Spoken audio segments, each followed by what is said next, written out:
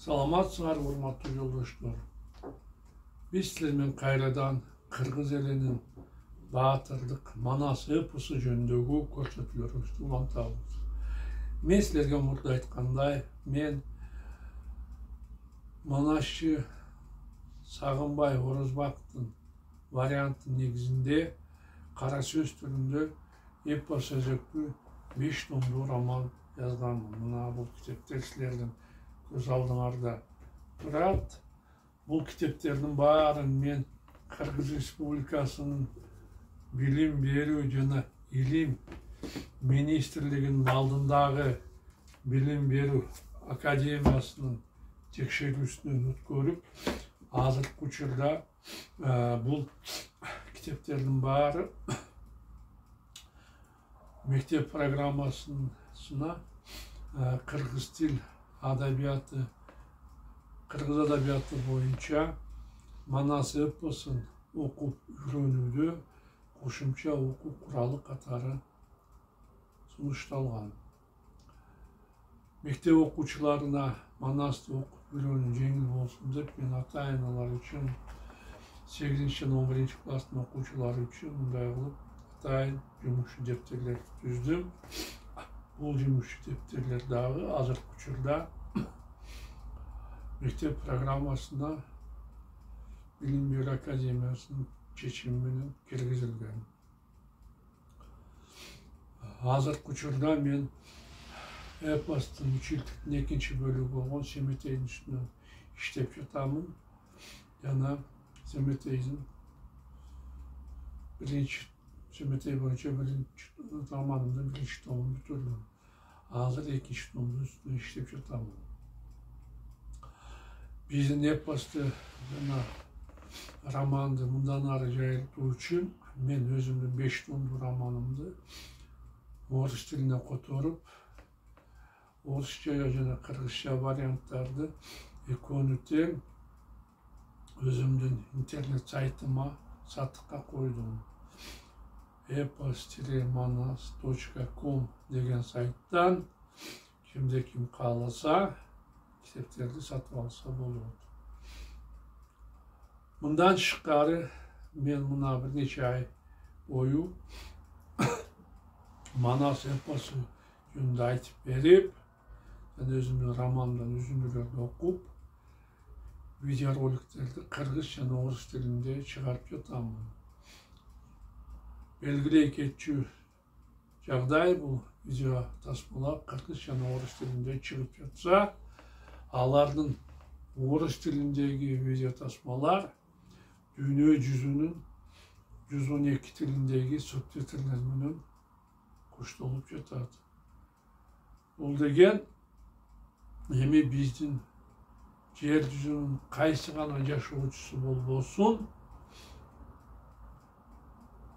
Манас эпосу жана анын негизинде жазылган роман менен өзүнүн эне тилинде же өзү жакшы билген тилде тааныша алат дегенди билдирет. Ошондуктан мен силерден суранат элем, биздин видеороликтер жөнүндө маалыматты өзүңөрдүн жакынкы жана алыскы чет мамлекеттерде жашап жаткан тууган уруктарыңарга, тааныш билиштериңерге, дос жарларыңарга билдирип койсоңор. Ушундай кылсаңар, силер Манас эпосун дүйнө жүзүнө жайылтууга өзүңөрдүн салымыңарды кошкон болот. Мына мен эпос боюнча айтайын деген кыскача сөзүм ушул. Эми силердин уруксатыңар менен мен өзүмдүн романымды улантсам. Айкөлдүн буйругу аткарылып, 50 миң куралданган жоокерлер эртеси күнү жолго чыгышты. Муну уккан калмактар айласынан казактар менен жарашып, журтуна кайтып кетишкенде, согушу жеңишке жетишкенине кубанган Айдархан уулу Эркөкчө кайрадан элине барды. Қазақ менен қалмақтардың жарашқанын білбеген Арыстан Манас қолы менен тынымсыз жүріп, bir neçe күндөн кейін Шашкеге жақын өлес айтқан тоғының етегіндегі өрөңге жетіп, ешкімді таппады. Мына қызық таңғалды Батыр. Көкше қайда? Аққұладан түшкен Батыр тегерегінен қазақтардың да, қалмақтардың да өздерінің түгіл іздерін де таппай. Емне ойлашын білбей тұрғанда, ханын жағына, екі жағына еліндеп қараған жоқ киімін киген Алмамбет сарала атыменен келді. Батыр, деді ал, қазақ туғандарымыз қайда? Қалмақтаршы? Бұға өзім де таңғалып жатам. Айланасындағы ақ мінгулі, биік тоны, анын алдына жайылып жатқан көк шөп талағаны күнт қойып қараған Алмамбет Батырға қайрылды. Байқашымша, бұл жерде ешқандай соғыс болған емес. Мен де ошондой деп ойлаймын. Шамамда қазақтар мен қалмақтар соғыспастан елдешіп, жұрттарына тарап кетішкен. Бары Құдай жалғап, сен айтқандай болсын. Кожамалым туырабы, же жоқ бұ. Оны бөлеме барғанда білеміз деп, Манас аскерлермен жарым күндік жолда жайғашқан қазақтардың айылына бара тұрған болды. Манастың жауапкерлері қатарларын бұзбастан Көкшенің айылына қарай чаап жөнешті. Алар тынымсыз жүріп, кешке жуық қазақтардың айылына жақындап барғанда, чоочундарды алыстан көрген сақчы аябай чөчіп кетті. Бұл қандай қол? Деп ойлады ұзын бойлы, шымыр денелі, бір қолына найза, екінші қолына қылыш қармаған, жонынан жа сынған сақчы.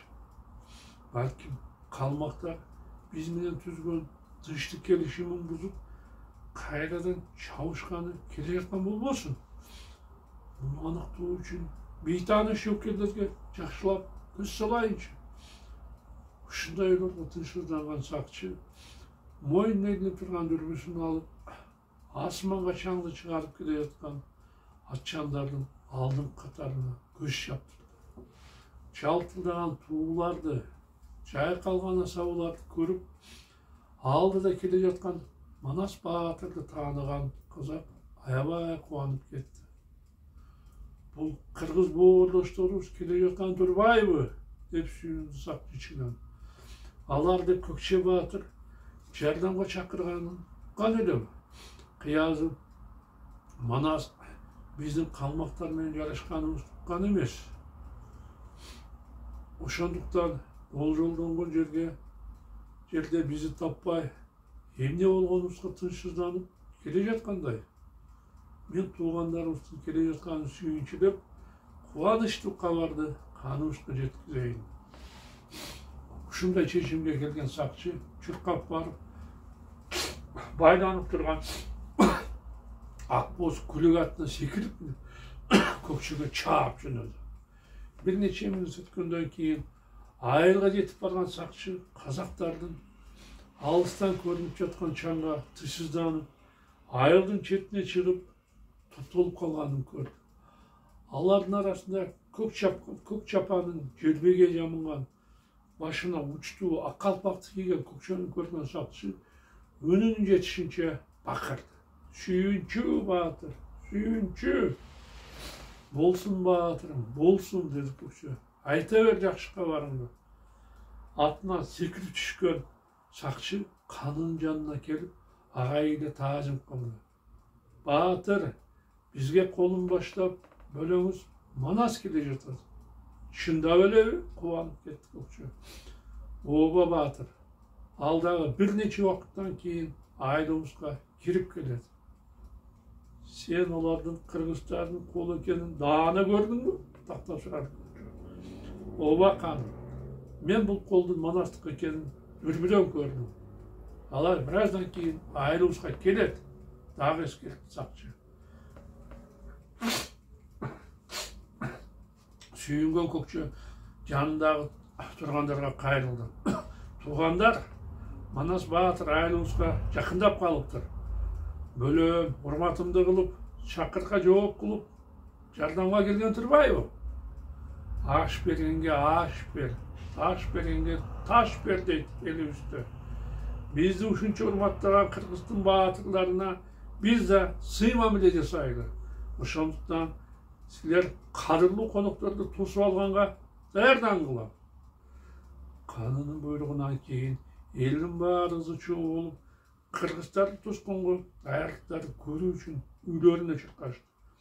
Көкче баатырдан дароо үйүнө барып, өзүнүн эң жакшы кийимдерин кие турган болду.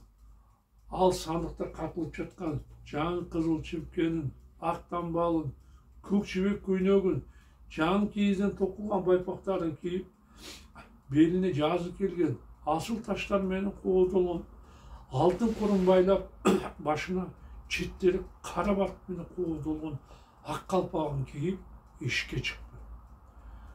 Кыргыздардын колу айылга кирип келгенде Манас Баатыр казактардын аларды кубанып, ызы чуу менен тосуп алганына аябай ыраазы болду. Баракелде казак туугандарым, Жылмайды Айкөл аялдыктарга. Кудай силерге өмүр, бакыт берсин. Бизди ушунчалык урматтап тосуп жатканыңарга чоң рахмат. Биз да сага ыраазыбыз, Баатыр. Дароо жардамга жетип келгениң үчүн сени дайыма Кудай колдосун деп чуулдашты тегеректегилер. Айылдыктар менен жылуу жумшак учурашкан Манас бөлөсүнө чоролор менен жөнөдү. Үйгө бир аз жетпей Баатыр аккуладан түшүп, кырыл-тазыл кийинген жөөккөрлөрдүн жанында турган көкчөгө басып барды. Ассаламу алейкум бөлө, салам берди Айкөл. Ва алейкум ассалам Баатыр деп көкчө Манасты бекем кучактап учурашты. Неге бул жолдошкон жерге келген жоксуң? Силердин жардамга келе жатканыңарды уккан калмактар дароо согушуу ниетинен кайтып, тынчтык келишимин түзүштү, каткырды көкчө. Бардык талаш тартышма силерди кансыз, тынч жол менен чечип алдык. Калмактар өз жерине кайтканда биз да айылыбызга кайтып келдик. Талашыңар согуш чечилгени аябай жакшы болуптур. Ар кандай маселени ушинтип, кан төкпөстөн, бири-бирибизди жырткычтай өлтүрбөй, адамча сүйлөшүп чечкенге эмне жетсин? Туура айтасың. Биз адам болгонубуздан кийин адам боюнча калганыбыз оңо, жылмайды көкчө. Кана баатырлар эми ушунча келгенден кийин журтубузда дем алып, конок болуп кеткиле. Макул. Бакаева, жоопкерлерге буйрук бериңиз. Баары аттан түшүп, дем алууга жайланышсын. Казак боордошторубузду эс алып, ошондон кийин кайра элибизге кетебиз. Куп болот деп Бакай 100 башы, 10 башларга буйрукту кайталаганда, жоопкерлер дем алууга даярдана башташты. Манасты 40 чоросу менен көкчө өзү сүйлөй турган болуп үйүнө чакырды. Капысынан казак Айкөлдүн жанында турган чоролордун ичинен Алмамбетти көрүп, божара түштү. Бул Алмамбетпи, же башка кишиби деп ойлонду көкчө. Сен менен адашып жатамынбы? Мен муну сурап көрөйүнчү. Көкчө Алмамбеттин жанына келип, ага кайрылды. Сен Алмамбетсиңби? Ооба, dedi kolunda kıska kamçısın, bıcığa karmagan Baatır. Sen emne, hazır Manastın kızmatındasın bu. Ооба, men silerden ketkenden keyin Aykölgө jolугуп, aga çoro oldum. Emne deysin? Seleygen kökçü kapısından oylap şöyle. Beni geçir, dostum. Ben sana içe mamule jasadım. Kışın çemgerinde bilbesten seni narazı kılıp aябай çönkünöge battım.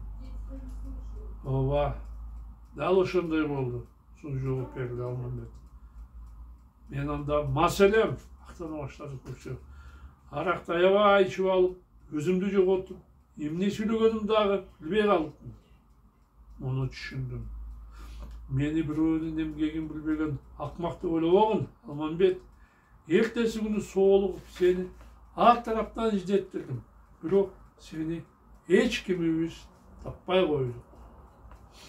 Мына урматтуу жолдоштор, биздин убактыбыз соңуна жетти. Мен силер менен коштошомун. Кайрадан учурашканча саламатта калгыла.